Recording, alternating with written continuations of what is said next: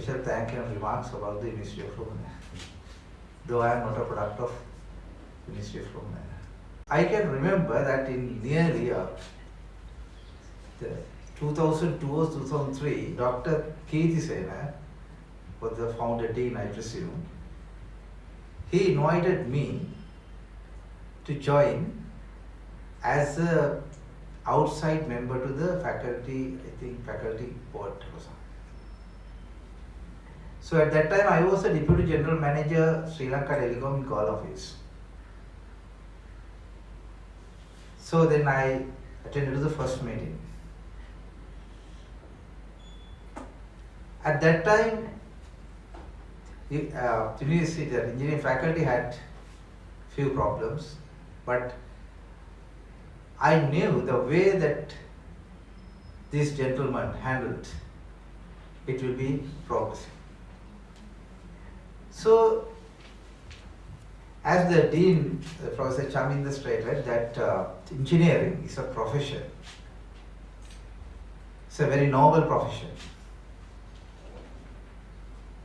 Because most of the people in the country, they say that only doctors are noble profession. Yes, true. But engineers are not second rate. Because they are the nation builders. Without engineers, you cannot build a nation. That is a fact most of engineers and some society, other professionals have forgotten. Still, we are fighting for our due place. Right? So, again, now, when actually in the industry,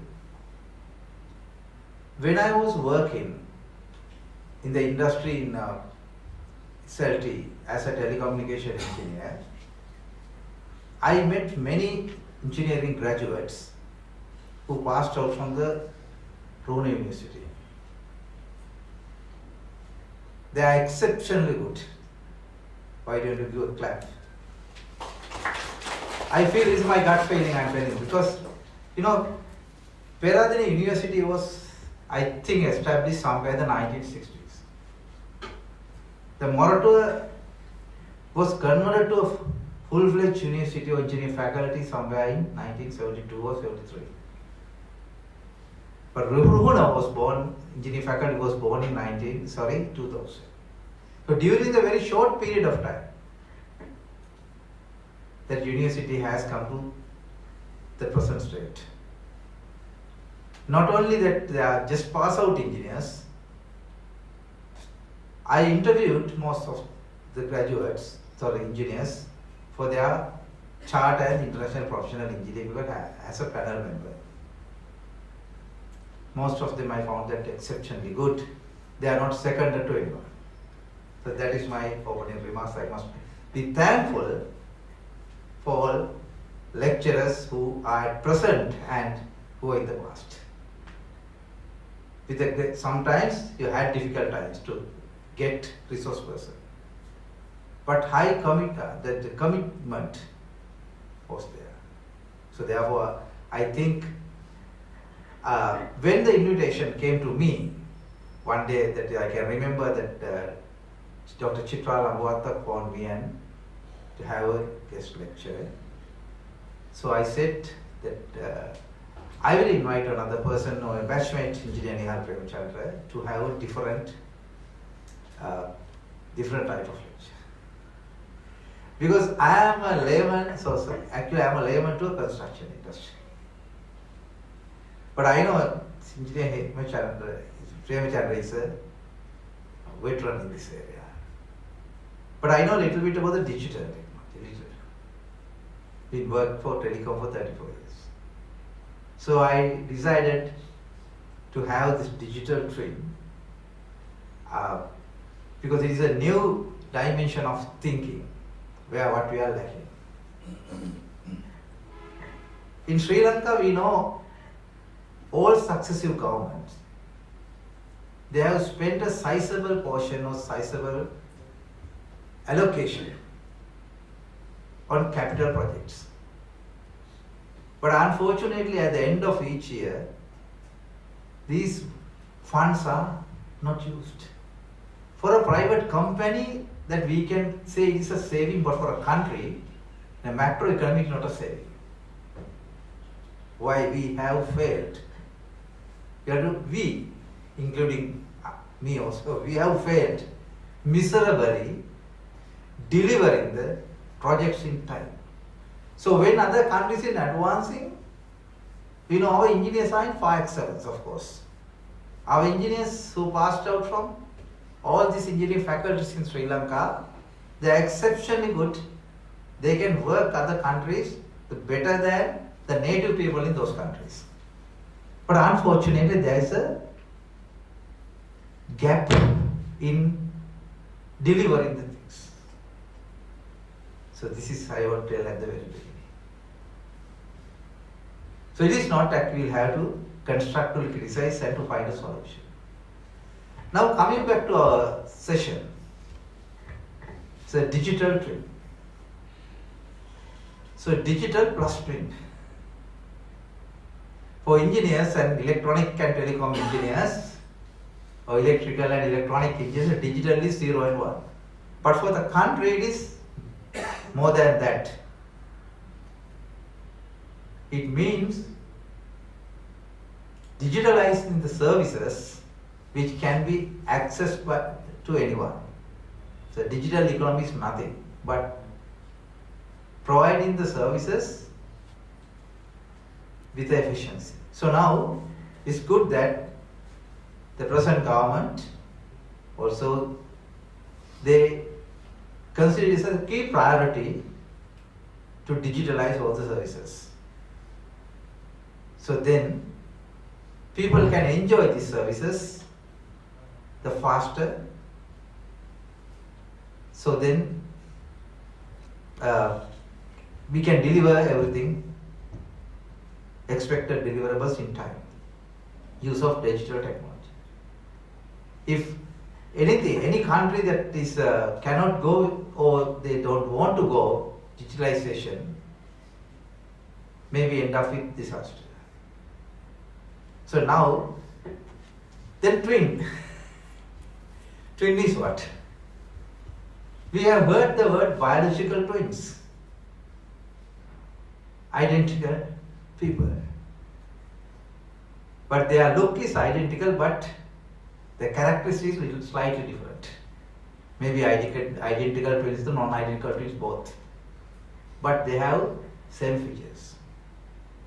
So then combining the digital with the digital twin means nothing but creating a replica of an actual object in engineering language.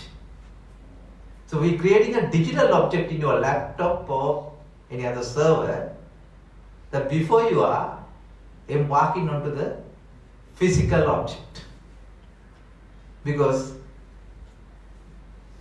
we cannot change physical object once it is constructed or manufactured.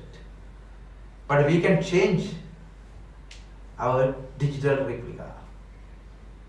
To do that, we need digital connectivity between main object and the replica. So for that, we need to understand technological few terms, sensors, other applicable softwares, and of course processes. To manage those management, we need laws, rules, and regulations. So now you can understand why digital twin is important. Now I think I have told you, or I have expressed my views on why this matter, why this subject is important. Yes, Nihal, my batchmate. Now I will hand over the microphone to you because you are the best person to talk about the twin on construction industry. So after that we have a good session in the question and answer. Yes, Nihal, over to you. Good evening, ladies and gentlemen. Thank you so much for that wonderful introduction, both Dean and the Sarath. And let me begin my presentation rather than talking other things. Yeah, I'm talking about digital twins for building construction.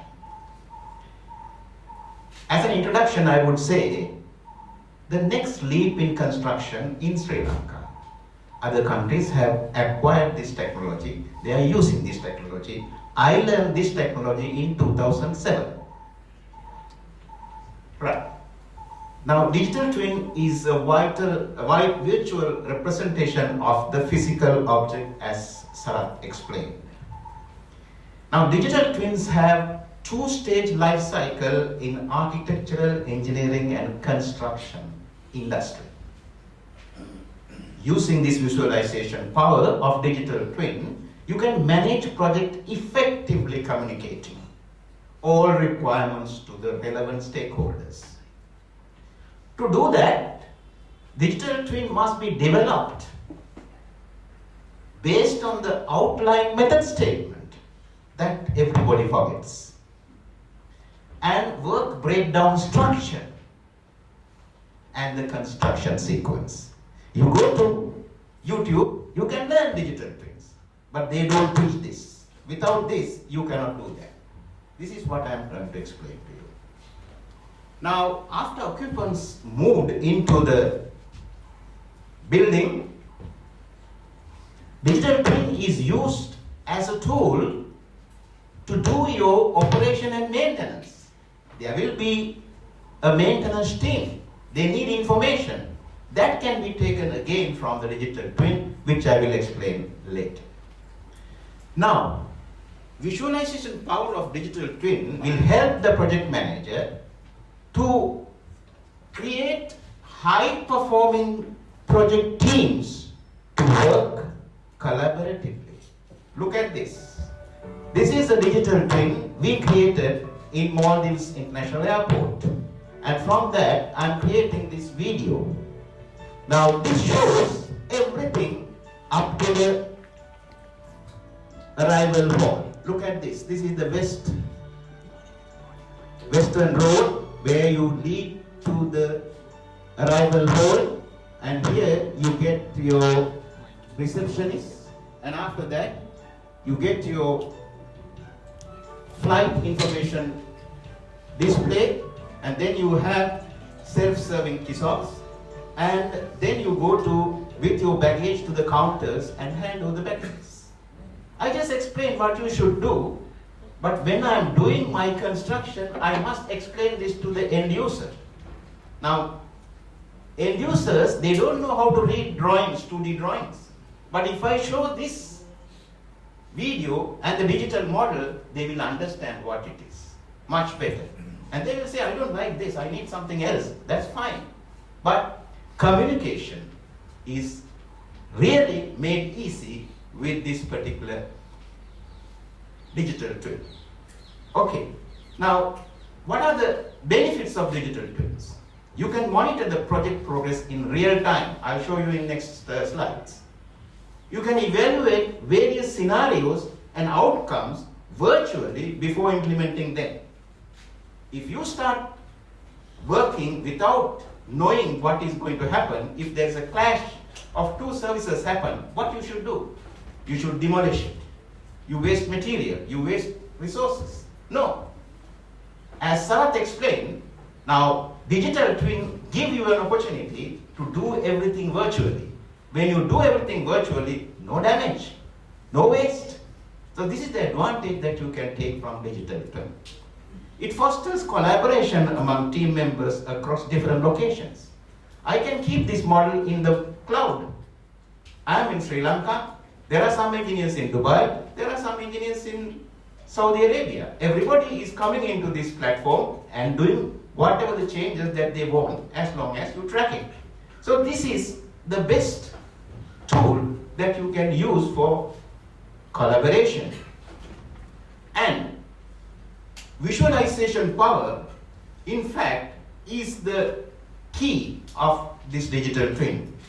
By creating a dynamic virtual replica of the project, digital twin allows the project manager to have unprecedented control and insight into every aspect of the project. Look at this. This is the passenger experience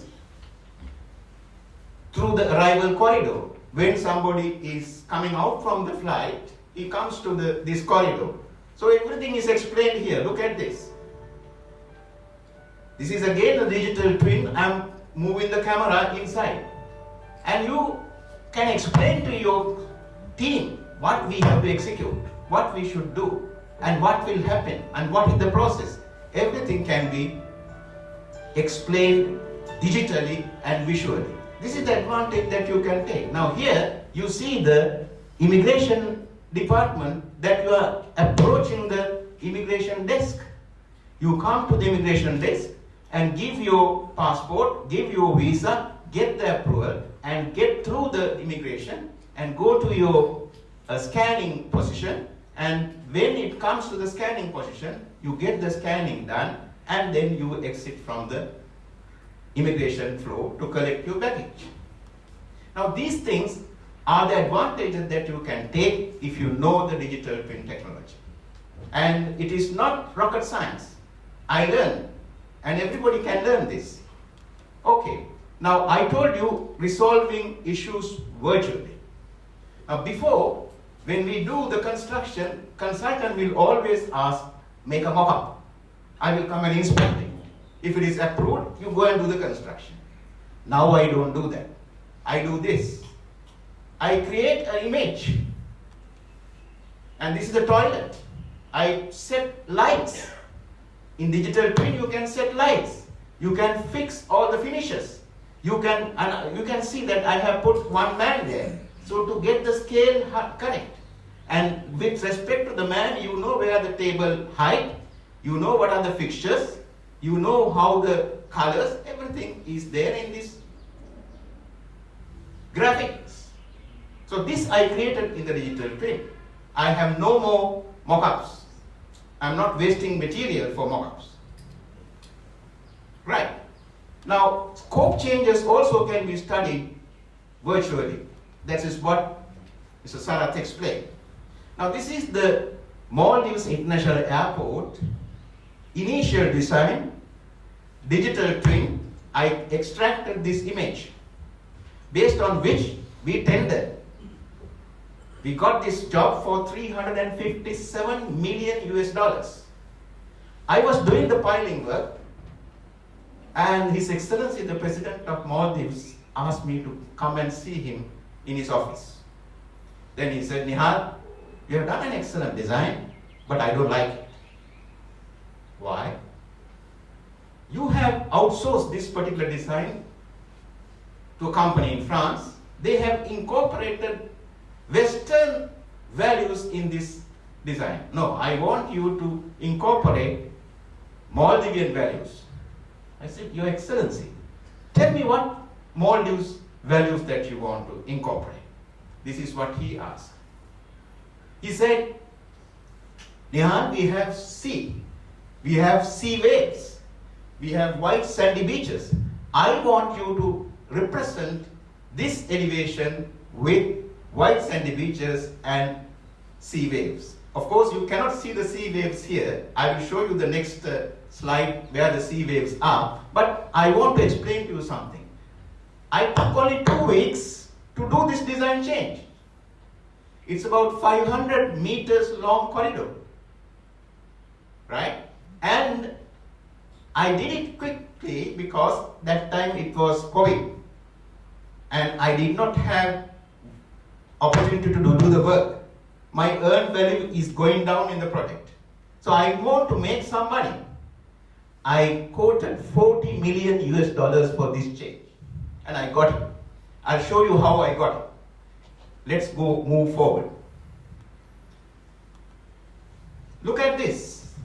This is the airside layout of the Maldives International Airport. I created this digitally, even before piloting. I got all the aircraft types digital twin that is available with the manufacturer.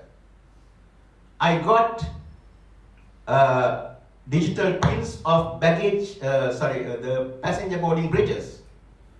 I decided wheel stopper based on this digital twin of that passenger boarding bridge. You can see now first flight that you see is A380 aircraft. You can see A380 aircraft can carry 580 people.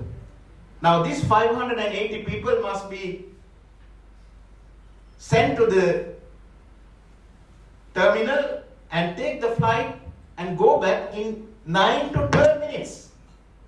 If you don't have an efficient layout properly designed, it's not possible. Now I designed this particular thing virtually, and you can see here there is something called AVDGS, Advanced Visual Docking Guiding System. You can see 2 yellow lines.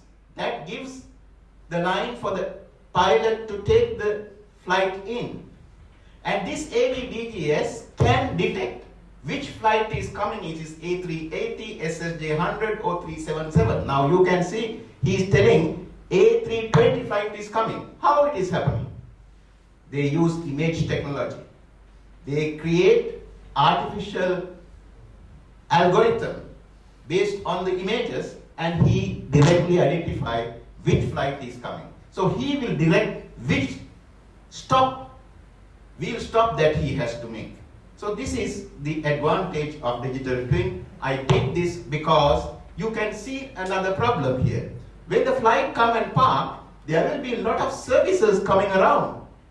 If it is congested, you cannot manage this. But I created even the parking space digitally and marked on the ground when it is constructed. So this type of facility you can make if you know how to make the digital twin. Right, and then digital twin will help you to coordinate requirements of other trades. In Maldives, I created the structural model separately. And there is a condition. You must follow ISO 19660 standards. This is to create the proper environment to combine together things. And not only that, there is something called AIA LOD specification, that is American Institute of Architects level of detail specification. This is, using this specification, I can create a common data environment. Look at this. This is a BIM model for the MVP work. This is the BIM model for the block work. This is the BIM model for the passenger boarding bridge. When I am giving the contracts to the airport system suppliers like passenger boarding bridge, baggage handling unit, advanced visual docking guiding system, it is contractual requirements that they produce their own digital model based on these 2 standards, ISO 19560 and AIA LOD specification 2023. This must be specified. Then what I do, I combine all together. Of course, I will find clashes. I will find interface issues. There is technology. Look at this. This is the technology. Navis work. This is software. He will give me where the clash is. That small image there, it will tell you this is the clash. Then I call my stakeholders, sit down. Your duct is coming and hitting my shear wall. I cannot break it. So you move the duct. You are doing it virtually. If you really do the construction, you will be demolishing the shear wall. That's a strong element in the building. You cannot do that. So this is the advantage that you can take from the digital twin. Right. Then I am just explaining you what is American Institute of Architects level of detail specification. It has LOD 100, that is level of detail 100, 200, 300, up to 500. LOD 100, elements are symbols, not necessarily geometrically right. When it goes to LOD 200, they are generic elements. When it goes to the LOD 300, design is developed. But there is no reinforcement or anything, just you give the general arrangement drawings. But LOD 350, there you put your reinforcement, framing, all the details. When it comes to the LOD 400, you develop shop drawings and fabrication drawings. You have 3D model, you just extract the shop drawing. No need to make any effort. You change the 3D model, automatically 2D drawing will be changed. So this facility is there only in digital twin. Now LOD 500 is very important because I use Revit as a tool. Revit, they have families. I'm sure that you know AutoCAD. We have blocks.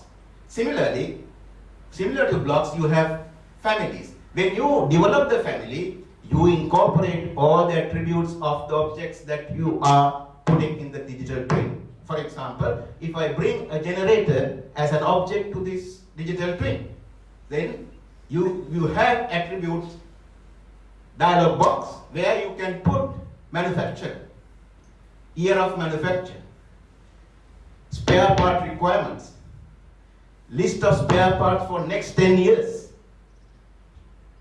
spare part agent's address, contact person. All that is there in the digital twin. Even the method statement by which I constructed the airport is there in the digital twin. So, what's the advantage? There will be a facility management team. They can read and see what Nihal has done before. Based on that, they can take decisions. So this is the advantage of using a digital twin, according to this AIA standards. But there is one thing that you have to remember. When you do the contracts, there are different types of contracts. Now, here in Maldives International Airport, I use EPC turnkey contract, where engineering, procurement, construction, all three done by the Bin Laden group. That means it's a design and build contract. But there are FIDIC Red Book. Now, if it is a FIDIC Red Book, the consultant is being appointed by the employer. So if the employer is appointing the consultant, that consultant must develop this digital twin up to LOD 300. The remaining part to be developed by the contract. Now, for example, in Sri Lanka, mostly they use the Red Book, FIDIC Red Book. What the consultant does, he will do the general arrangement drawings, he will make a schedule of reinforcement. And he will ask contractor to do the rest. This is the system that I am talking about. But this is not that efficient. Let me show you one more thing. This is RIBA Stage D contract conditions. I use these contract conditions in Dubai Sports Complex. It's one of the wonderful contracts that I have managed.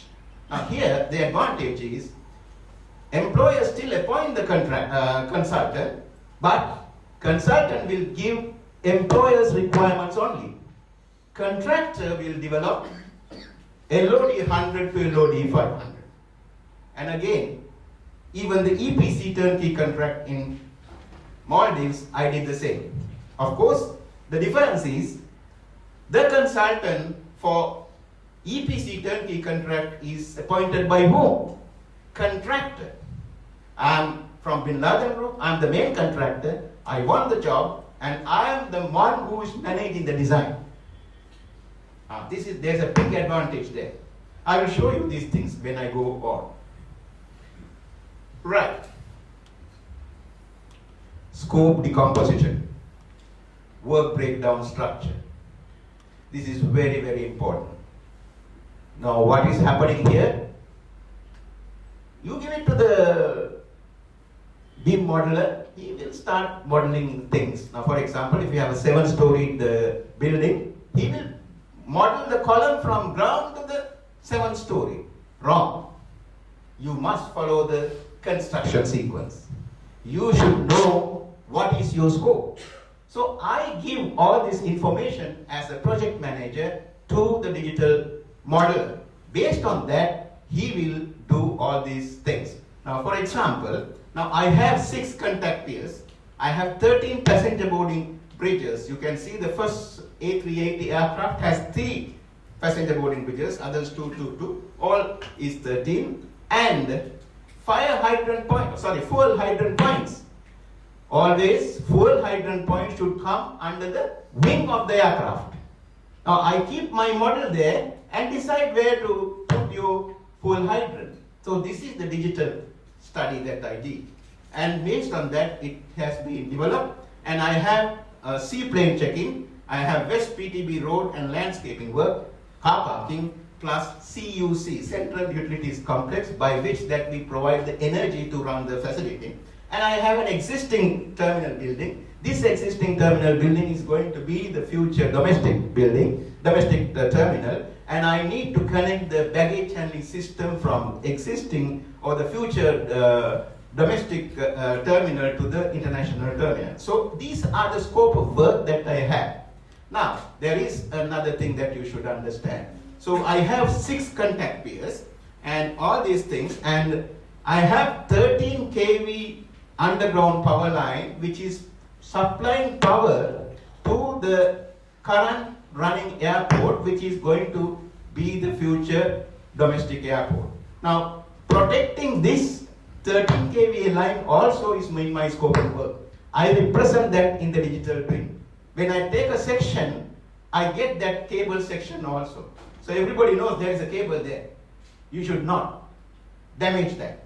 If you damage it, you'll have to pay all that cost of passengers putting in the hotel. So you understand the risk that you have. Right. Now, there are other existing buildings like airline building and other buildings. I am not going to touch on that. I want to touch on this. I am not only considering the whole building, I am dividing that building into zones. You know why? When you do the work breakdown structure, you get the lowest work package, and that lowest work package you must decompose into activities. The maximum duration of these activities should be 21. This is Bin Laden practice. So if you want to get that 21, you should do this zoning as well. Not only zoning, even the levels. First floor, second floor, third floor. First floor also I have zones, second floor also I have zones. So this is how I develop the work breakdown structure of Maldives International Airport. Right. Now, what is the advantage? When you are reporting the progress, it will be reported based on these zones. Look at this piling report. Zone by zone. And I know which date that it was done. And that is there in the digital twin. Nobody can say I did this and that. No. Right. And then you have to understand one more thing. Execution of all activities must follow the agreed sequence of the planning stage. When you do your planning, you get the whole team to commit. Make them partners of crime. They cannot come back and say, I did not do that like this. No. Everybody should commit. This is very, very important. Then, if you have exceptional circumstances, if the project team can prove that they can achieve the better earned value, then changes in sequence is allowed with the consent of the project manager and the sponsor. So earned value is very important. Bin Laden give bonus every year. So we always want to prove our project is profit. So for that, I always look at earned value. I'll show you how I do that. Project manager should keep an eye on cost performance index, CPI. That is earned value divided by actual cost. It should always be greater than 1. If it is greater than 1, what does it mean? Earned value is more than the actual cost. That means you are under budget. You are not going to go above. So I keep my eye on that CPI. And I will show you there is another index. PM should keep an eye on SPI, Schedule Performance Index. Schedule Performance Index is earned value divided by the planned value. It should be greater than 1. That means earned value is more than the planned value. So that means you are ahead of the project. I want to go behind everybody. I will not allow anybody to have this not. So there is a project management thinking here. From where I get this? This is from Pinbox 7. This is one of the problems that we have. In Sri Lanka, I'm an architect, I should be the project manager. I'm an engineer, I should be the project manager. I'm construction man, I should be the project manager. No. You should have proper training. You should understand at least one particular international standard. PMBOK 7, Part 1 is the American national standard. Prince 2 is the British standard. PM2 is the European standard. You should learn how to work according to these standards. If you know one standard, the rest is the same. Why? Project management is science. Science and art. Science you learn in the university, art you go to the field and practice and learn from your seniors. I was fortunate enough, I had 3 chartered engineers supporting my charter. So they told me, Nihal, you do like this, then only you can succeed. Right.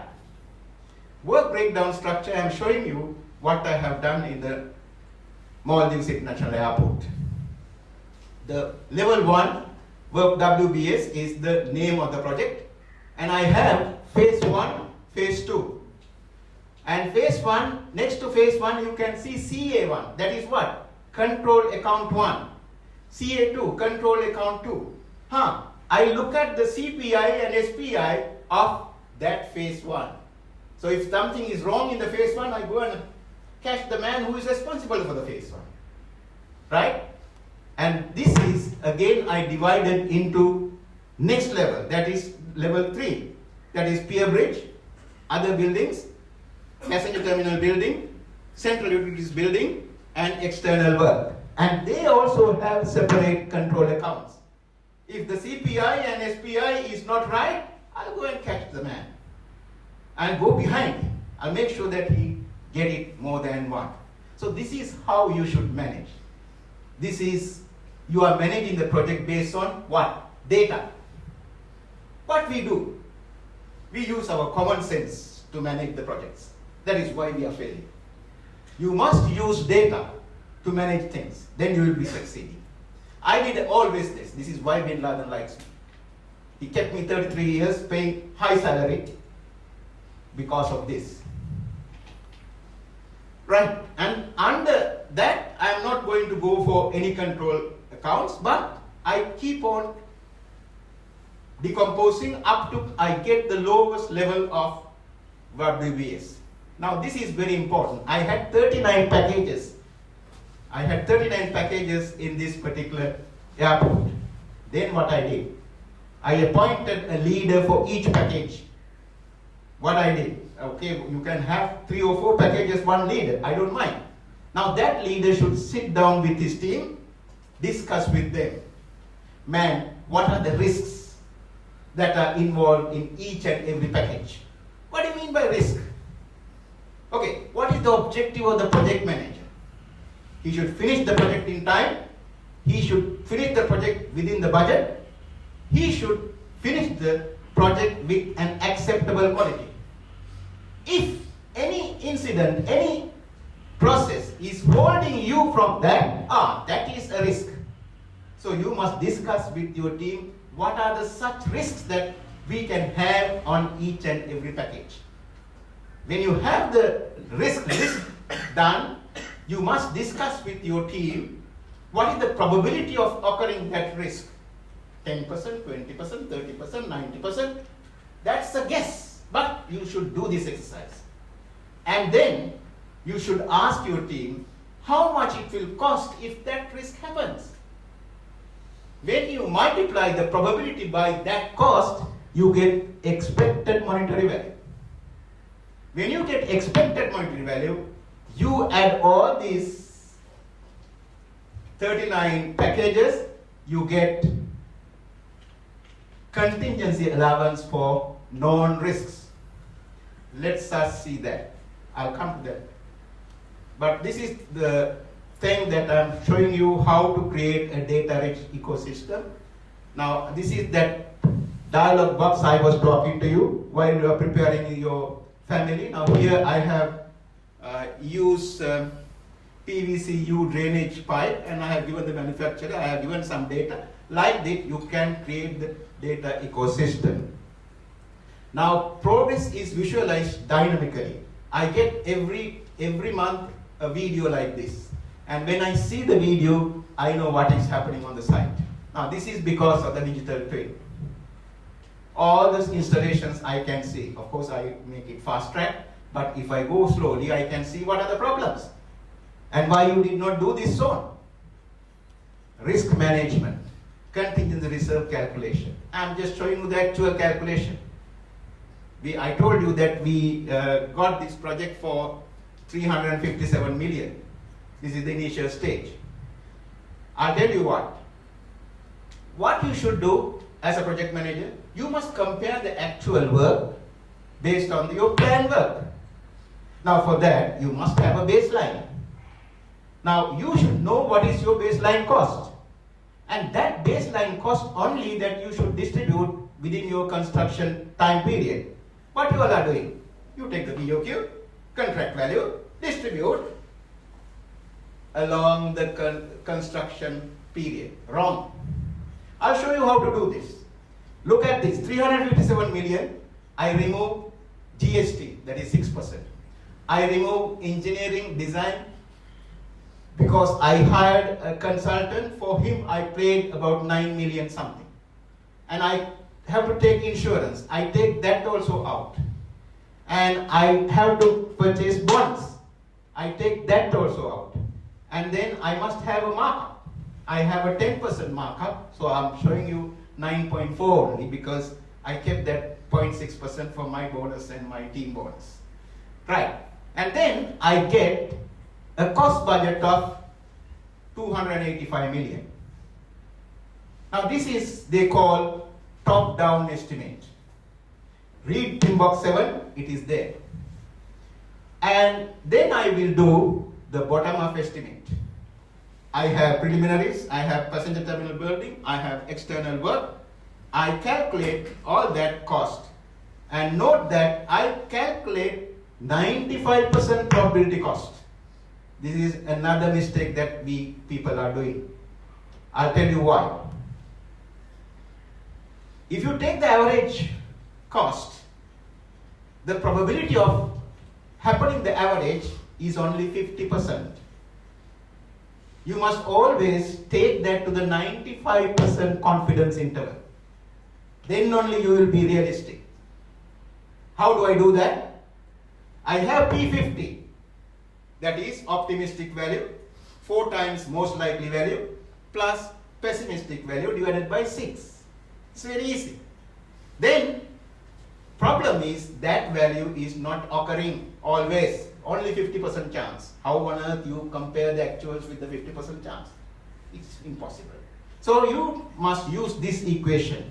That is P95, P50 plus 1.645 SD. Now, I would invite you to go and see my YouTube channel, PM Online. I delivered a lecture on how to calculate these things with a typical example. And you see, any naturally occurring random process will have its distribution, probability distribution as a bell curve. What is a naturally occurring random process? Take childbirth. When a newborn is born, his weight can be 5 pounds, 3 pounds, or 8 pounds. The chances of it becoming 8 pounds is less. Chances of it becoming 3 pounds is less. All others are within that average 5. That is why you see this bell curve.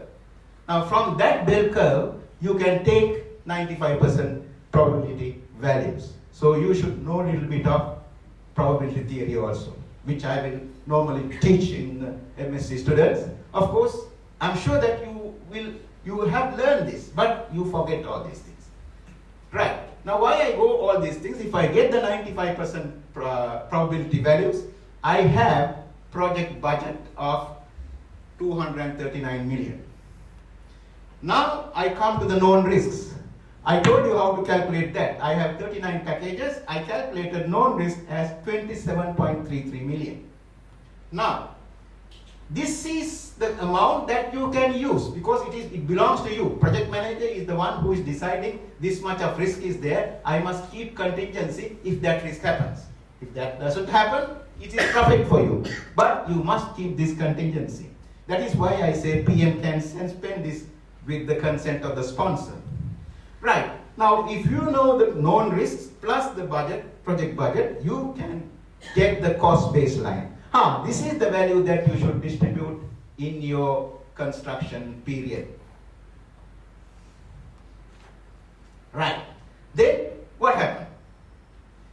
There is a difference between my top-down estimate and bottom-up estimate. Top-down estimate is 285 million, bottom-up estimate is 267 million. That difference is 18 million. That is the management reserve. Usually it should be 5% of the contract value.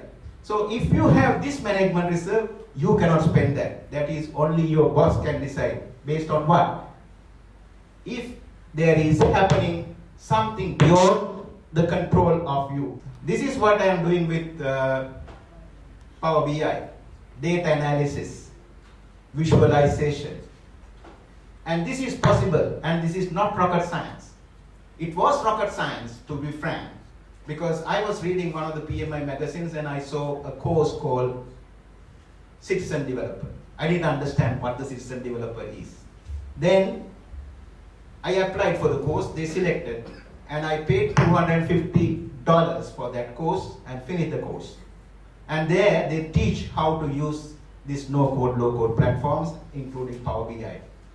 And there are other platforms also. I started working with that. It doesn't work. Then I went back. I went back to PMI and I told them, I paid $250 and I don't get any benefit from this. I need somebody to help me.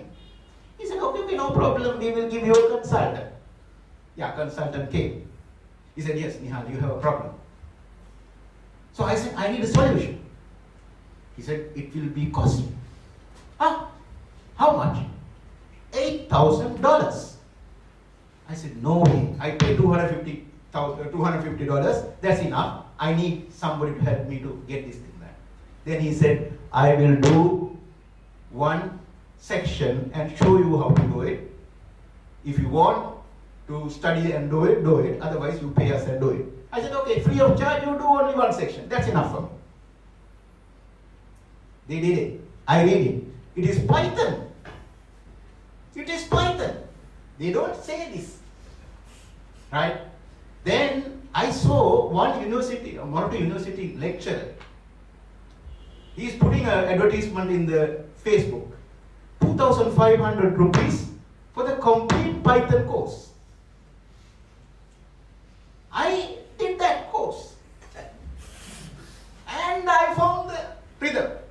And of course, all these visuals, I did it first with Python. But to do it with Python, I need about 100 lines of code. Now, Power BI. Why? Power BI is so easy. Anybody can learn. I'm teaching this. And you should learn this, and you can do a better visualization than me.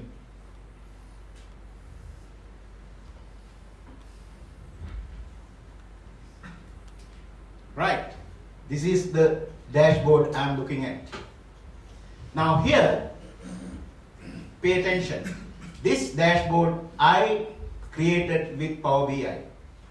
What I'm putting here, I'm putting all the KPIs, earn value. I'm looking at this always because my profit, my bonus is based on this. And cumulative cost variance and estimate to complete. You should know what is the estimate to complete every month. CPI, cost performance index. Budget at completion. Estimate to complete. Estimate at completion. All that I have here. Now what? I have 3 red slots. What does it say? My CPI is 0.69. That means less than 1. I am behind schedule. I am over budget. Look at my table, it says CPI remarks. Cost overrun is very likely unless otherwise you improve the earn value and decrease actual costs. This I extracted from PMI PIMBOK 7. So I know this condition, if it is less than 1, this is the situation. So you can develop this particular dashboard by yourself using Power BI. Now I have one green slot. What does it say? TCPI, to complete performance index. It says, maintain this trend, you can complete remaining work within the budget. So that's a consolation. So it is not only this red slot that you must look at it. There is green slot. It encourages you. Go ahead, try to cover these red slots and you will be all right. Look at what happens next month.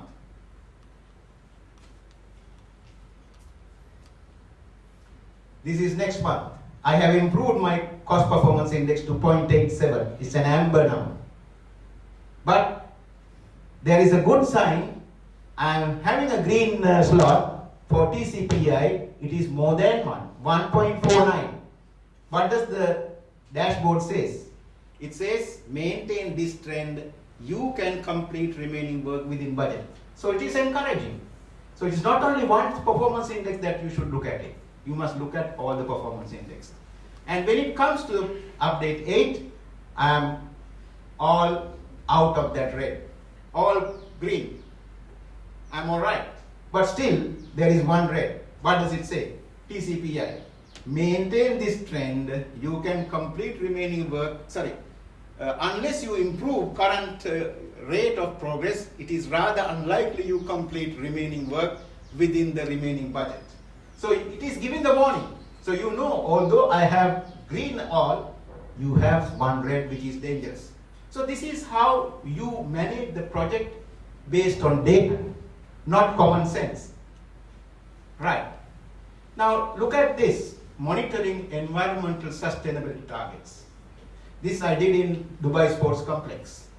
What happened here, it was by the contract we must prove the energy efficiency of the building by calculating the net energy performance index. What we did, we installed solar power panels to generate clean electricity, to run this facility. And we have to monitor daily for the last 1 year during the defect liability period and prove that we have achieved 1. Now how did I do that? I connected this digital twin which I created for the Dubai Sports Complex with not sensors, because in Dubai, this was 2010, we did not have Internet of Things. What I did, I used data loggers. I did manual, some automatic. So by doing that, I have all this data coming from for the annual energy consumption, smart meters, building management system data, and utility bills. For the energy end users, I monitor through the meters how much energy that is taken by the HVAC system, lighting, and water, pools, and elevators. And solar generation is easy. PV monitoring system has its own facility to calculate how much energy produced. Now, I found after 1 year, I was monitoring this daily, and after 1 year, I have annual energy use of 1.2 million kilowatt hours, and solar PV generation is 1.05. Now, if you divide 1.05 by 1.2, you get 0.875. I have not achieved 1. But they did not penalize me. Why? I have data. I am proving them, yes, we did the design, we made the things, we could not achieve, but I suggested you use solar energy for all your landscape lighting. Then you can achieve 1. So they accepted my explanation because I am giving this explanation based on data, not speculation. So this is the advantage that you can take from digital twins. Now look at this. Again, I'm coming back to Maldives International Airport. Now this airport, this corridor is 500 meters long, half a kilometer. And when the western side is getting the sunlight, it will be transferred through the curtain wall into the building. To prevent that, I have to use low E glass. Low E glass is very expensive. Fortunately, that His Excellency the President wanted me to change the facade. This is what I did. This is the sea waves and white sandy beaches. What happens with that? With this facade, it was covering the western side with the facade blocks which filters sunlight, saving 720 kilograms of carbon dioxide emission per day. So, do I need low E glass? No. President did not know about this, but I was thinking of it. Of course, I gave the discount to him. Although I claim 40 million US dollars. Right, now this is the advantage. Lower internal heat, lower electricity, and fewer carbon emissions. So you are protecting the environment as well as you have saved the energy. When the 40 million was negotiated, Treasury officials were eating my head. How come you make this much of money from this small? I said, no, look at the advantage that you are getting. You are saving so much energy, you are saving your environment. They did not have an answer. Approve the 40 million. This is why I say, as engineers, as project managers, you work with data. Don't say that I think it will work like this. It doesn't work in this part of the world or in this era of the world. Always learn how to work with data. Right, thank you so much for listening all my stories. I hope you have enough questions. I'm prepared to answer. Let me hand it over to our moderator. Thank you.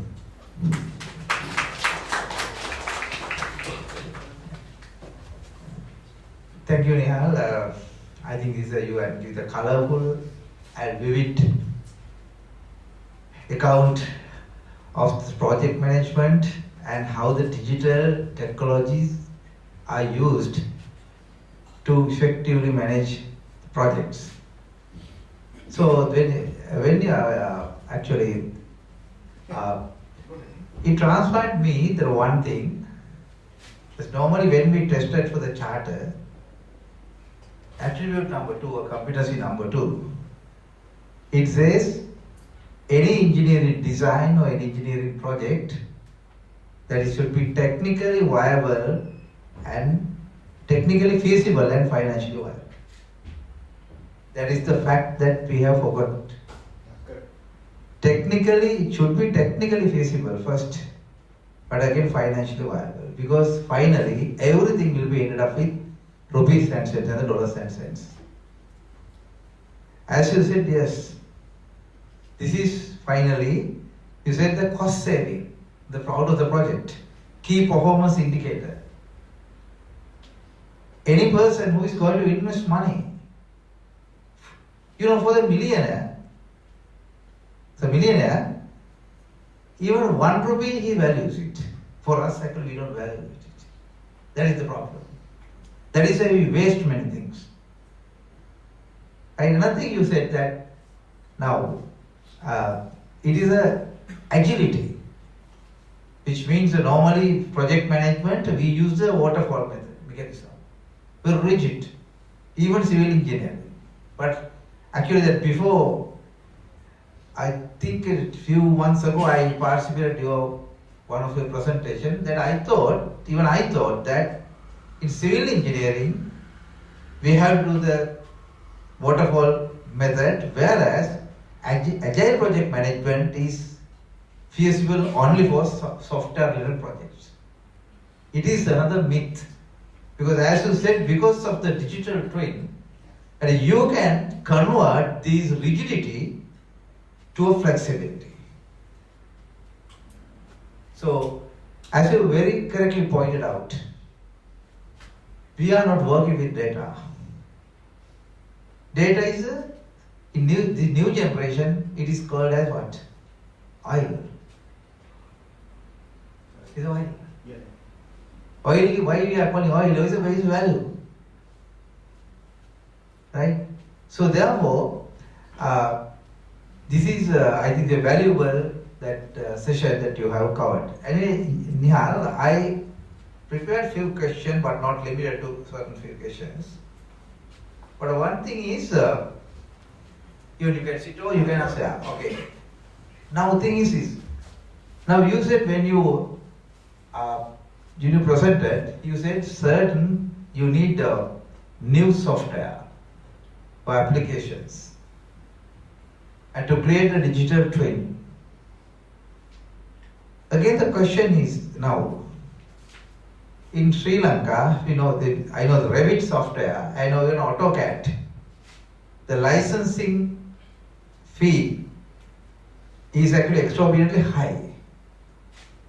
So then what do you think is a country, how this country administrators or policymakers can support those industries to use this digital twin, how effectively it can be used, because individually you can't buy it. Yes, yeah. Right, it's a very good question. In fact, when I came to Sri Lanka in 2021, I made the presentation about the digital twins in Water's Edge on the invitation of Professor Disanayake at IESL. And even in that forum, there were so many young engineers came to me, sir, is this new technology? I said, no, it is not new technology. I started this in 2007. What happened was, British government gave a directives to their consultants, guys, if you don't digitalize, you will no more have jobs. When that directive came, it was published, I read that. And then I went to Bin Laden and I told him, sir, British government has taken this decision. We also have British consultants like Bureau Happel, and we will be left behind if we don't acquire this technology. Nihal, how much money that you need? I did all my studies and go. I said I need 166,000 riyals. I was in Saudi Arabia at that time. Immediately he approved. Of course, Bin Laden is a moneyed man. He's the brother of Osama Bin Laden, right? So he take decisions. So he take the decision, and I got myself trained and my team trained as digital modelers. That is how I'm doing it. Of course, in Sri Lanka, it doesn't work like that, because to take such a decision, it takes years. But I must tell you, recently I found, if you can spend about 6,000 rupees, you can get this Revit software in Sri Lanka, licensed version. So it is not expensive. What is expensive is, what is preventing me teaching this digital twin business, digital twin making business is, you need a powerful computer. You must have minimum of 16 GB RAM. And you must have a better graphic card. That is expensive. So universities can afford these things. You can run short courses. You can invite me to come and teach. That is the best option that I can tell you. Thank you very much for your commitment. I know that you are not charging much because you are a very rich person, right? So anyway, because the university, I know most universities are struggling to find particular funds, but I think we'll have to exert our influence as well as an engineers to the government, that if you allocate money for the projects, that meanwhile you can facilitate for these infrastructure, especially digital infrastructure. Now my second question is now at the moment, most of our construction projects are managed through the existing rules and regulations. Those are very obsolete rules and regulations. When you go to the digitalization, our legal framework also shall be changed. New acts, new laws should be passed, and a new regulation should be gazetted. The new laws to be set up. So how can we influence, because actually just without asking to adopt this digital transformation or digital twin, this model. So how can these regulatory framework will be established? Because I know most of the time the CEDA, the regulation is century old. I'm very century old. It is they have not even thought of digitalizing it. I think that the government knew a strategy that definitely it will come to, because CEDA is established by the government. So Nihal, that how can you say that, because we may change these rules and regulation first? Well, because still we use a paper and pencil technology. I agree with him. And recently in SLIIT, I made a research presentation about how to use digitalization to make construction industry dynamic. And the chief of digitalization on Sri Lanka was there in this presentation. He says, this guy is telling truth. Everybody knows that we need digitalization. But the problem is that we must have our policies right. I was reading very recently the CEDA published construction policy for Sri Lanka for next few years to be passed in the parliament. And there is no roadmap for digitalization or BIM modeling or anything. That is very sad. The people, those who are taking decisions, those who are in the powers of corridor should learn. The world is moving like this and we are still here. And we don't have these people in these corridors of power. This is the problem. So for that, we must make awareness to our young generation. At least one fine day they will come to these corridors of power and implement these things. This is the only thing that I can think of. Another question, that technology stack and scalability. Because Nihal, as you said, that the digital twins need a lot of sensors, expensive sensors sometimes, IoT and BIM systems, sensors and use of AI, the machine learning and deep learning. Then how should these organizations plan their technology roadmap or technology stack to ensure the long-term scalability, interoperability, and avoid vendor locking? Because sometimes, another question is in Sri Lanka, vendor locking, which means we depend on only one vendor. So he is actually demanding. Either for the software, we buy the software, what happened, even for do a small change, we can go with other vendor. Because we in the university we learn we have the open source interfaces. We are telling it theoretically, but the vendor lock-in is a big problem. How can you address that? How can you answer for this? Yeah. Before answering that, let me show you this also. Now this is the digital twin I created for Dubai Sports Complex. You can see this particular digital twin. It is not that photorealistic because this is my first digital twin. So you must start from somewhere. But with this digital twin, I did the work, and this is the image of that digital twin inside. And look at this.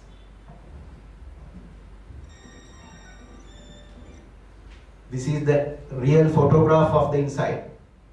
So what I created is there. Although I did not have perfect technology, perfect skills with me. So this is the advantage that you can take. But let me show you this also. Look at this. This is the Dubai Sports Complex external facade. This is an organic shape. It's an aerodynamic shape. curve is varying everywhere. Any architects here? No. Look at these two lines that she put in for the LED lighting. Why can't she draw a straight line? No, she wants the artistic thing. Fine. But believe me, without digital twin, you cannot construct this. This was constructed for 10th FINA World Championship in Dubai. I was under pretty pressure to complete this on time. I had a heart attack and I put 3 stents and go back and finish the job. Right? So, why I like this project? Because this is my first digital twin. I wanted to complete on time and I completed on time. Because whole world knows that FINA World Championship will be held on 20th December 2010. So I cannot say no, I must finish it. Now for that you need digital twins.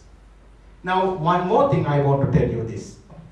All this facade I digitalize and I feed the CNC machines to do the segments of all this facade. Fabricated in a factory, bring to the site, assemble it to the millimetric accuracy. So this is the advantage of a digital twin. Multiple contractors use different software. Data formats often don't align. Yes, it is true. The solution? Enforce BIM execution plans ISO 19650. This is what we are not doing. Anybody read ISO 19650? No. When I was studying in the university for the structural design, they taught us CP110. And when I come to the industry, I knew how to handle BS8110. So this should be the trend. And then they must learn how to use common data environment. I discussed that in my listing. The second thing is linking BIM, IoT sensors, schedules, and GIS create complexity. This is what he was asking. So for that, a solution is use open standard. I will show you what is IFC and APIs. Your designer use Revit. Your steel contractor use Tekla. It's also a BIM technology. And your QS use Costex. If you exchange files in IFC environment, then it will give you the correlation. Otherwise, no. So you must use that IFC environment. And skills and culture, there are many site items, teams are still used to paper-based processes. Still they use paper-based drawings. Now the solution is you must upskill in BIM and IoT dashboards and project analytics, which I showed you. Right, one more thing, cost and long-term maintenance. Organization always underestimate this. Life cycle maintenance, cost of digital twin. Why? Digital twin is not only for construction, for the operation and maintenance. Operation and maintenance will go 50 years. So during that 50 years, you should calculate how much it will be there. So you must provide, start small as a solution, start small and demonstrate return of investment, and then you can scale gradually. This is the answer that I can give it to you. Nihal, another thing now, actually we need, now there's a lot of gaps, especially skills and competencies. Now skills and competencies that comes with our knowledge and experience. For to build up knowledge, the boost of knowledge, I think universities that should play a big role. And industry also can provide experience. So this for this new concept is a digital twin. In future, as you said, it is very difficult to manage multi-billion projects using the paper and pencil technology. Sure. Now, recently, the budget speech also, it's good to hear that that government allocated big money, especially for the construction, road constructions. So we should not expect that this is actually end up with no at the zero result. So again, it will be a problem for the entire nation. So it means we have to use effectively those things. So therefore, that how do you think that skills, knowledge, and finally competencies? Now, what universities can contribute, all engineering faculties, not only how can it contribute? So whether we can teach them or we can have the short courses that to motivate the industry, motivate these players in the industry also, not only motivate only engineers, but technical officers and even the construction companies, even the private contractors, etc. What is your opinion? Yeah, this is a very valid question again. And of course, there are new roles created because of the BIM technology. There are digital twin managers. Although I am the project director, I act as a digital twin manager in that project because I wanted things to be done the way that I know.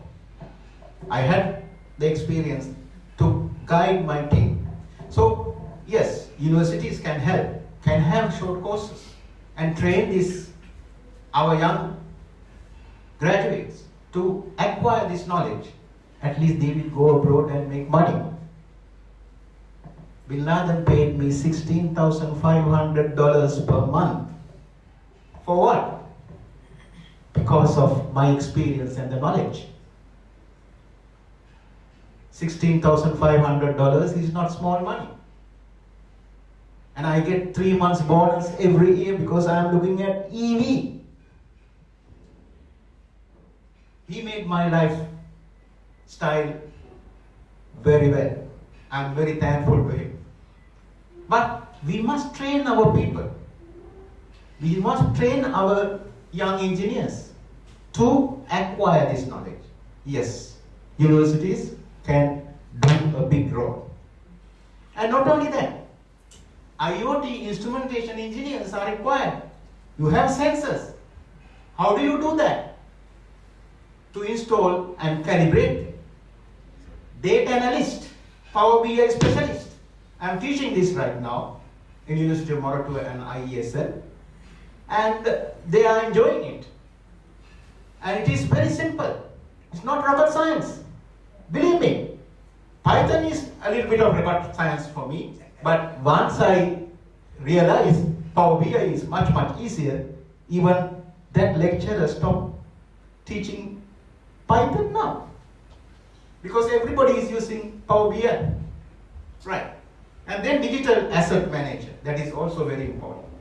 And then these things, of course, the industry should be helped by the universities as well, so that we can get these things. Now, the new skills, BIM technology, the LOD specification, how to develop this.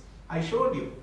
API integration, cloud data management, predictive analytics and AI, cybersecurity awareness, and project data governance, ISO 19650. We must teach these things to the people, those who are going into the industry. Organizational changes. Move from silo-based to integrated teams. What do you mean by silo-based? Consultant does his detailing. Contractor doesn't know head or tail of what the consultant is doing. It is a silo-based. No, you must go for the design and build contract, because the contractor will develop everything from LOD 100 to LOD 500. Consultant is guiding him. That is the way it should happen. Otherwise, we will not go anywhere. Adoption of common data environment, I talk about it. That is also another skill that people should acquire. And continuous training programs for site engineers and supervisors. Right, next. This is my last question and a request. Now, actually, you have a lot of experience in the construction industry. can you illustrate one example that how that there is a digital twin can be applied to mechanical or electrical engineering? Can you one example? Yes. Construction industry came to this digital twin business very late. First, aerospace industry. Aerospace industry created digital twin before assembling the aeroplane. Car industry, they assembled the thing in the virtual environment before producing the actual production. Is it up to the audience to raise any question, or if you have any doubt, you can get the answer, Okay. get the answers, and so any other idea or your comment are mostly welcome. Before the audience asks questions, let me show you this slide as well. This is Putrajaya Mosque in Malaysia. And I feel very proud when I visit Malaysia. Why? I'm the one who constructed the Colombo International Airport as a construction manager. And I'm the one who constructed this Putrajaya Mosque. It is one of the most popular mosques in Malaysia. If you travel in Malaysian Airlines, they will give you a propaganda video. The whole mosque is shown there. And this is where I learned the importance of digital technology. This was 1999, declared open. Look at the details. The problem is this. This is a design based on the Mughal architecture. This architect created a square wall here. On top of that, he created a octagonal wall. On top of that, he created a ring beam. On top of that, he created a dome. So he connected different shapes together. How do you do this with 2D drafting? I tried my best, it doesn't work. At that time, there is no digital twin. There is no Revit. Only I had AutoCAD 3D modeling. I modeled this in AutoCAD. I got all my formwork done based on AutoCAD detailing. And look at the complexity of inside. All that was done by AutoCAD. So I'm not saying digital twin is must. Even without digital twin, you can do things if you are clever. I was trained very well in State Engineering Corporation to imagine 3D model by looking at the 2D drawing. This skill is very, very important. When I joined Bin Laden Group, they realized, oh, this man has different dimension in his mind. And that is why they started following me. So you become somebody with your skills. That is what is important. Okay, you are welcome to ask any questions now. Yeah. Yes. Yeah. I'll just take one quick question. Rather, I'm really respecting you, sir, for delivering this kind of eye-opening session. And I'm very happy, along with the experienced engineers, our students are here. You could see how a matured engineer sharing his wealth of experience, and especially the energy he's sharing. He's not sitting even. The energy, the enthusiasm sharing, right? And as a university, I desperately believe I'll definitely have a separate chat in my next faculty board, because this is a national role. First thing to host this kind of valuable resource persons, and as institutions, we should fundamentally take decisions to lead the industry, help them share these new trends. Because as you mentioned, when we graduate, sometimes they might be following obsolete practices owned by that organizations. So as an institutions working with multiple organizations, we can be changing hubs where these eye-opening courses, that is one of our role. Thank you very much for eye-opening, and I assure at least Ruhuna, as a young faculty with less inertia, we can sometimes not U-turn, sometimes V-turns we can take. So probably we'll contact you leadership. Thank you very much. Yes. Look, when I came back to Sri Lanka in 2021, one of my friends, Pramod Jinasena, he met me. He asked, "What did you do in Middle East, young man?" And I explained him everything. Then he said, "Nihal, from tomorrow I'll get the approval from the IESL CPD committee and I'll put you on 2 courses. That is project management and construction management. And I'm teaching that all these technologies there in IESL plus Professor Ananda Javardhan is one of my batchmates and good friends, and he invited me to conduct classes for master MSc students of construction project management. I'm teaching them this subject very well. Of course, I don't have any issue coming to Ruhuna and doing that as well. I'm more than happy to share my knowledge.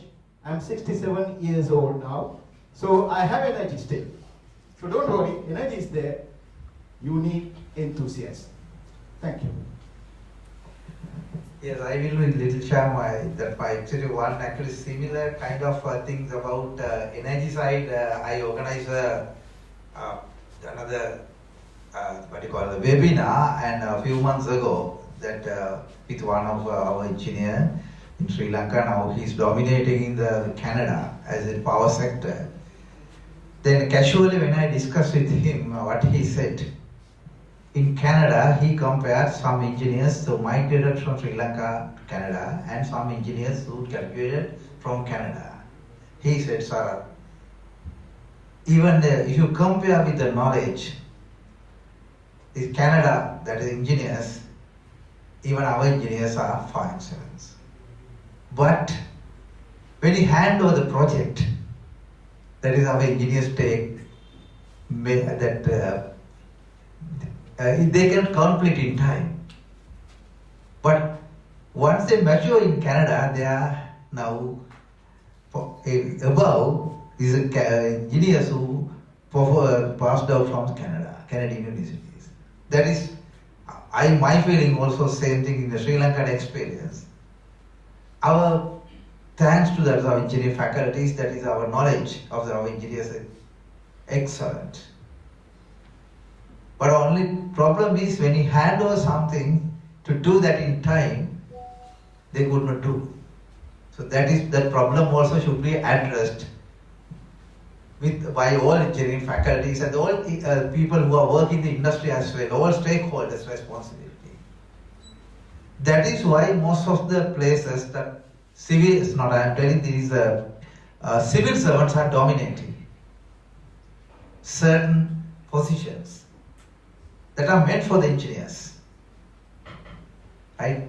But only we can find that for few secretaries, maximum less than 10 in actual ministries. Sometimes engineering, the ministries where that engineers are dominating, run by civil. I am not undermining that, but only thing is that is the failure. But when in my career in 34 years, I had associated with many ministers in the telecom sector when I doing it.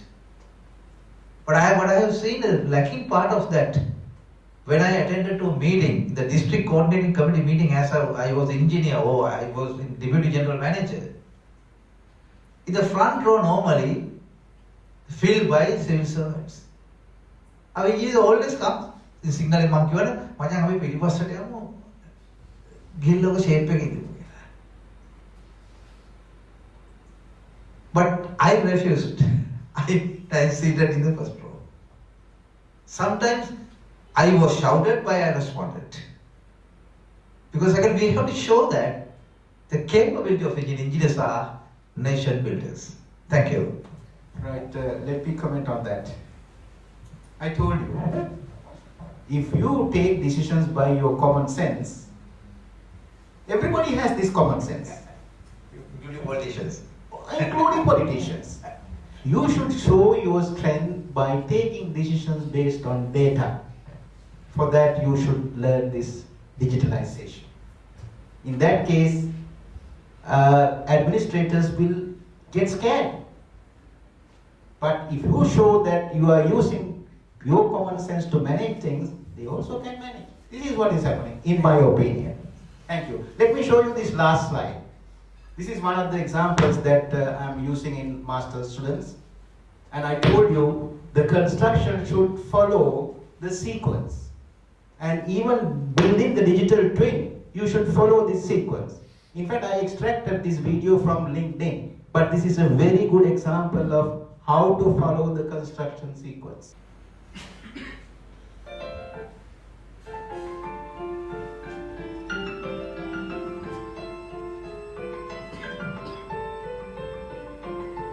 Construction sequence.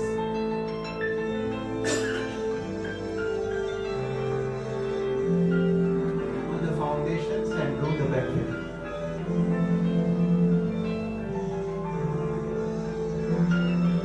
After casting concrete.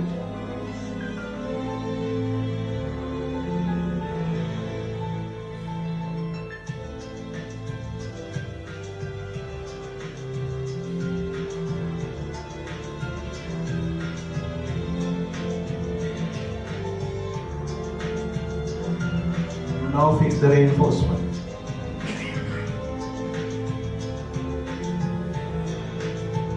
Then forward.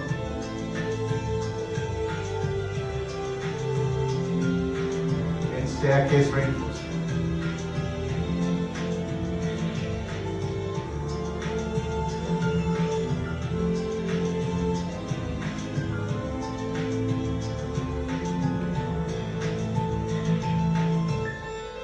Cast the slab.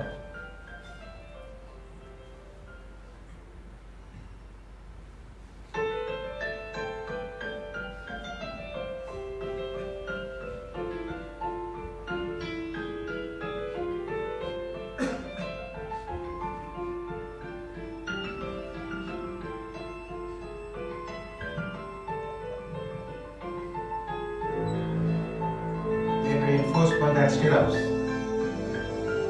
Then first layer and the second layer.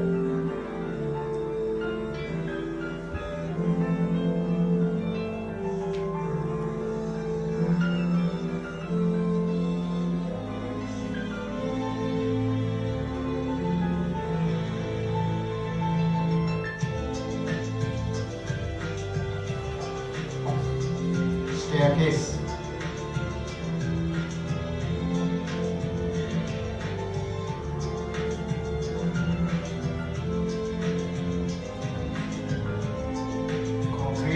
Staircase and the slab.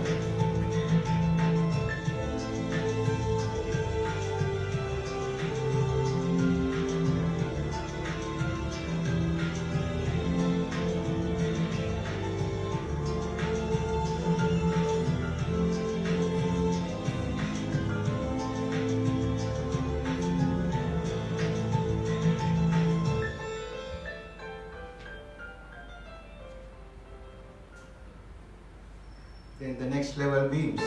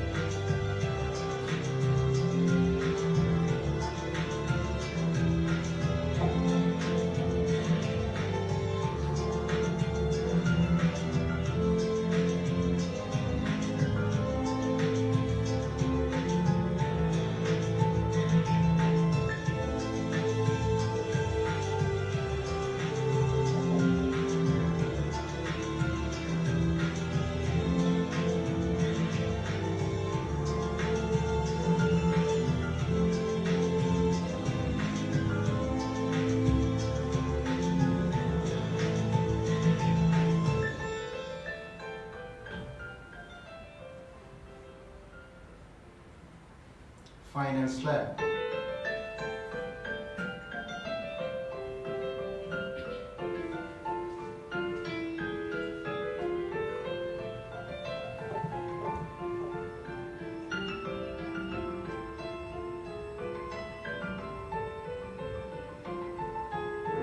architectural work.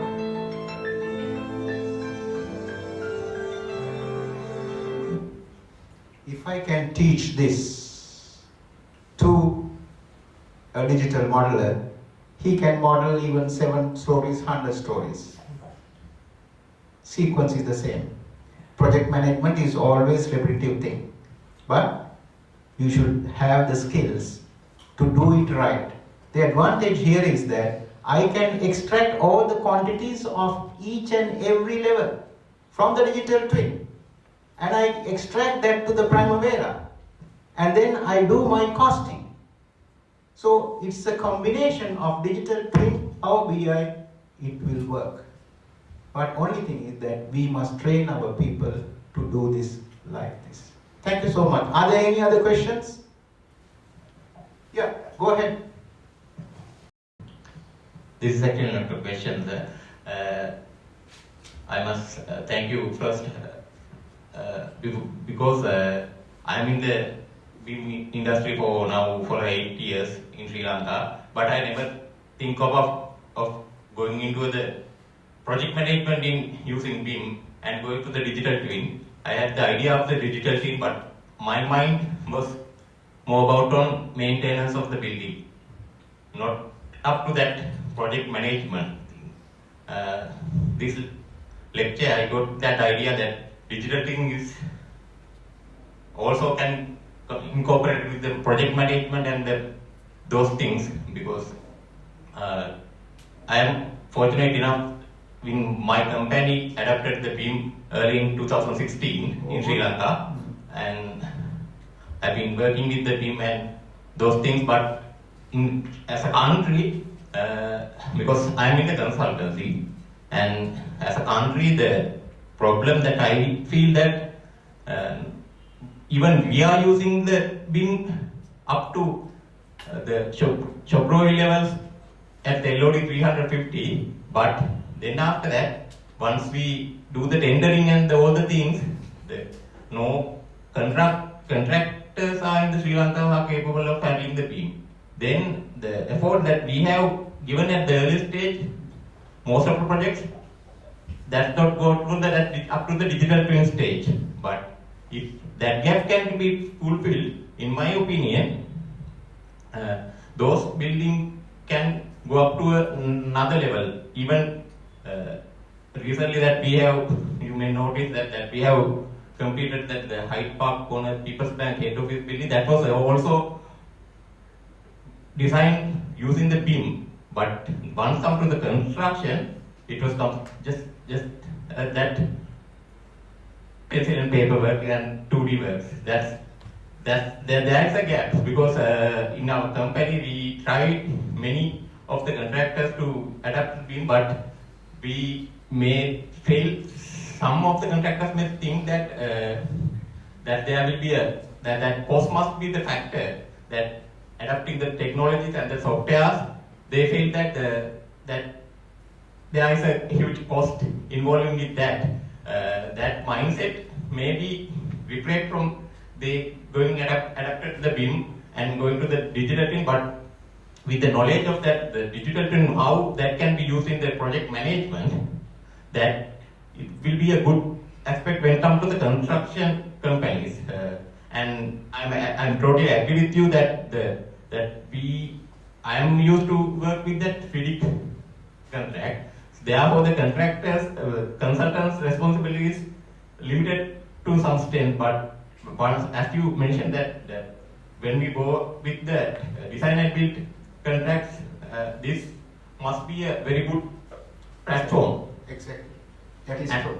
And I once again thank you for your knowledge on that project management. That's open another door that I should look at how I can use that BIM into the project management, because normally in our context that project management is not much familiar with this digital twin using, and as you told that they are making the project management common sense, not by the data. True. Thank you, sir. Thank you for the comment. I think he's proving my point again. Now, what I'm trying to say is that the project management is a science and there is an art.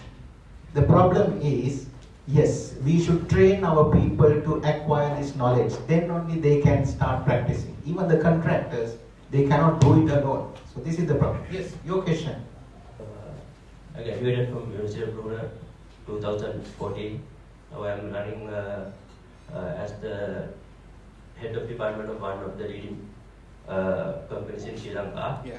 And I applied this Power BI after I enrolled your both courses at ISL. Yeah. So last week I presented my first Power BI dashboard Very good. in the monthly KPI meeting. So thanks to you that I got that. I wanted to elaborate that. And one question, sir, it's more one question. Yeah. Yeah. So you mentioned there was a issue you had to face when you modeled this Power BI at first place when you learned it in the PMI.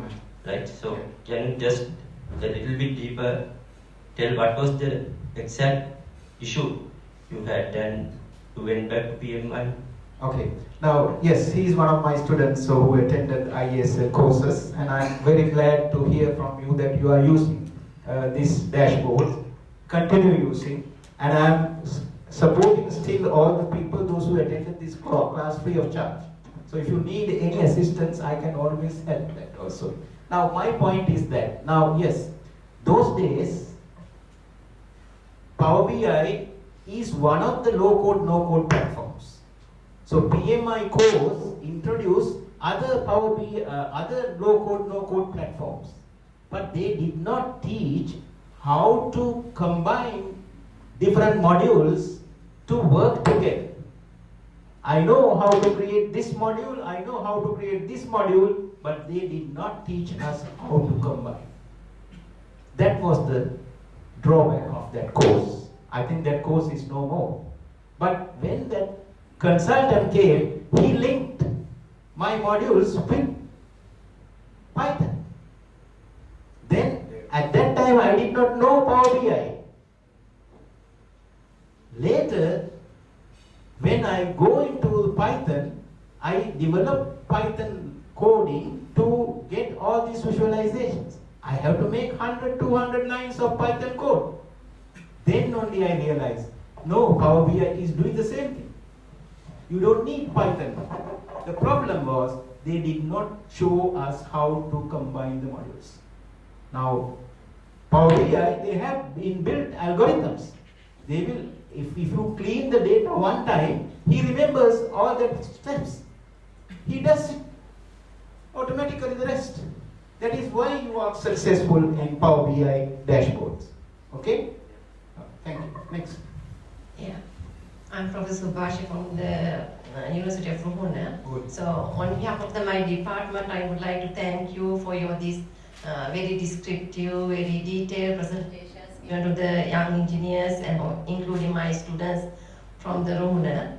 So as our dean assured, there are room for you to contribute to the education in the university level. As I have seen some opportunities our students to incorporate this kind of advanced technologies in our curriculum, because at the moment also we have the comprehensive design project at the final year.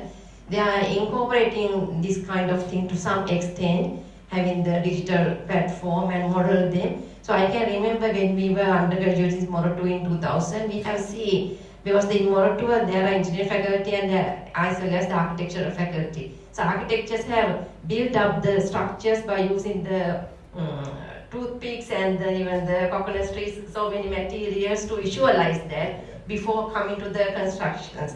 So I can see now this is come to the digital copy now. Even the architectural faculty students might have using that. So that was the one of the initiation in our department to incorporate this kind of things. But we, honestly speaking, we haven't touched this much extended. So there are some staff members representing the department. So I encourage our department members also to adapt to this one, as well as we warmly welcome you to come to the department and contribute for the undergraduate level and the master's level. So thank you very much, sir. And in addition to for your information, I would like to share one other things. I have seen that you come to this level because of the exposure in the overseas. And we encourage our undergraduates also to at least spend at least a couple of years there and improve their knowledge as well as attitudes, positive attitudes. And so currently I am the two PhD students fully supported by the Australia construction companies, and where we touched something beyond this. So those two students, one student is working on the safety practices by using the machine learning technologies incorporating with the twin. So that is why industry supported us for the PhD scholar. Another student is working on the energy management.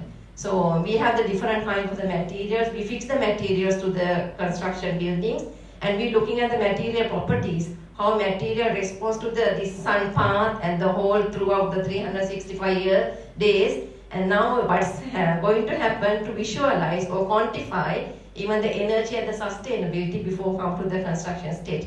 Actually, I also realized we came to this stage because we got the support from the Professor Ranjit and introduced the Professor Setunga, and she was willing to support the fully funded PhD projects.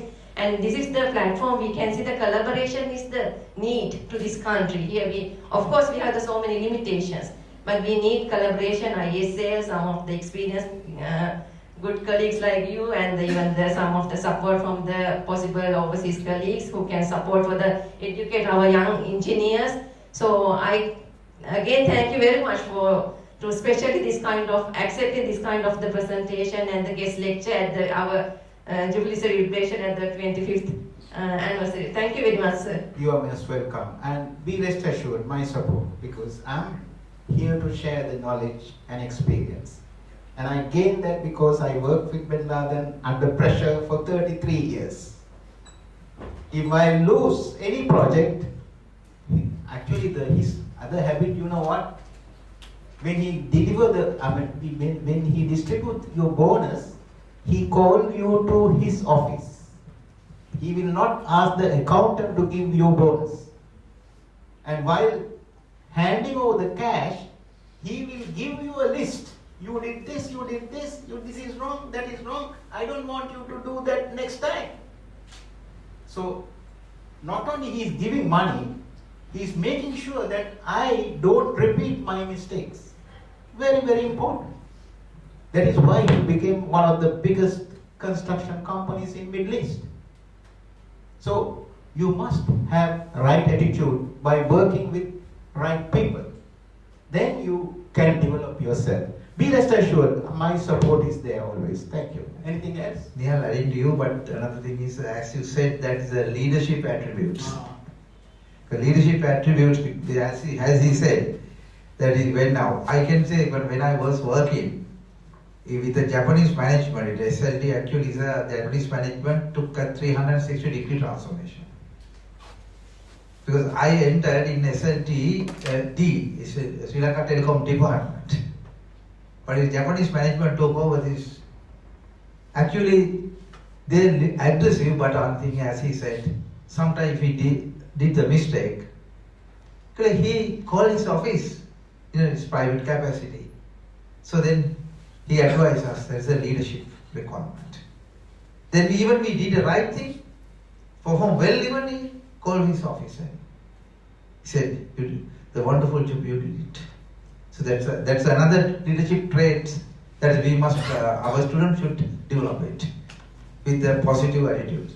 And again, you have raised a very good question about the contractors. They don't use it. Even you use it, they don't use it.